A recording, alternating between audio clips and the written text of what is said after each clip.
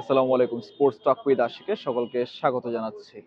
Recently বাংলাদেশের নিউজিল্যান্ডের বিপক্ষে সিরিজ শেষ হয়েছে এবং আমি আসলে যে কথাটা বলছিলাম আপনাদেরকে সিরিজটা শুরু হওয়ার আগে, টি-20 সিরিজ শুরু হওয়ার আগে, যে এইবার যে 10 বছর পর বাংলাদেশ এক্সপেরিমেন্ট করছে সেই এক্সপেরিমেন্টের ফলটা আসলে কি হতে পারে। আপনাদেরকে বলেছিলাম যে আজ থেকে 10 বছর আগে যখন বাংলাদেশ সর্বশেষ এক্সপেরিমেন্ট করেছিল সেইখানে 2-0 এগিয়ে থেকেও 2-2 সমতায় সিরিজ শেষ করেছিল জিম্বাবুয়ের এগেইনস্টে টি-20 সিরিজটা।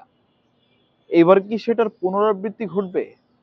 দেখেন, বাংলাদেশের এটার 3 ম্যাচের টি-20 সিরিজ ছিল। প্রথম ম্যাচটা বাংলাদেশ জিতেছে, সেকেন্ড টি-20 বৃষ্টির কারণে পরিত্যক্ত হয়েছে।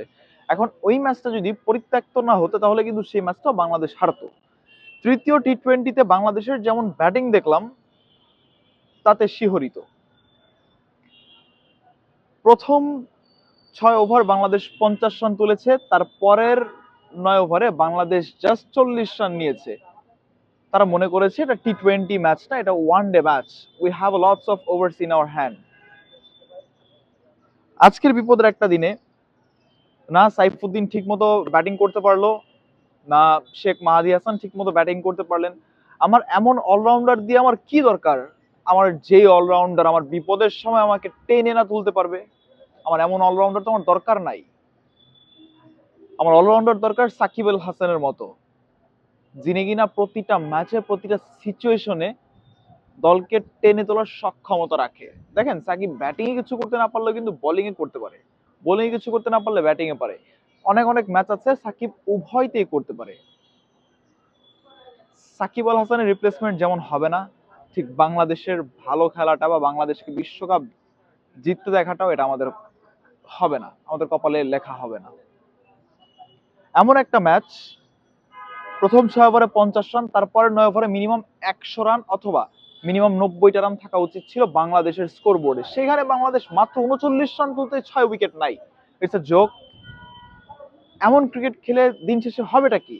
আমরা অনেকে বলছি যে বাংলাদেশ টি-20 বিশ্বকাপে গেলে ভালো হতো, হ্যান ত্যান এই সেই, বাট তিতা কথা হচ্ছে যে বাংলাদেশ এই টি-20 বিশ্বকাপে গেলে ইতালির কাছেও হারতো, ইতালির কাছেও এই দলটার হারা লাগতো, নেপালের কাছেও হারা লাগতো, ওয়েস্ট ইন্ডিজ ইংল্যান্ডের কাছে তো হারতো বলে কয়ে। নিজেদের প্লেইং স্টাইলের কোনো চেঞ্জ নাই, নিজেদের মধ্যে চেঞ্জনেসের কোনো কথাবার্তা নাই।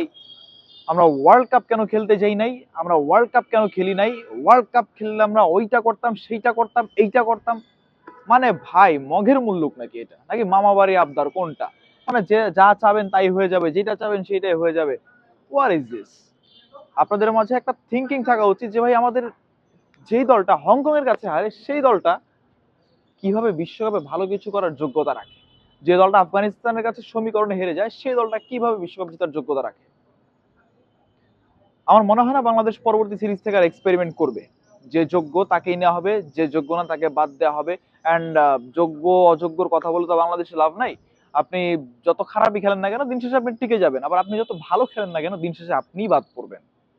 So moral of the story, বাংলাদেশের এক্সপেরিমেন্টের এইখানেই দ্য এন্ড। এরপর আর কাউকে দিয়ে বাংলাদেশ এক্সপেরিমেন্ট করাবেন না।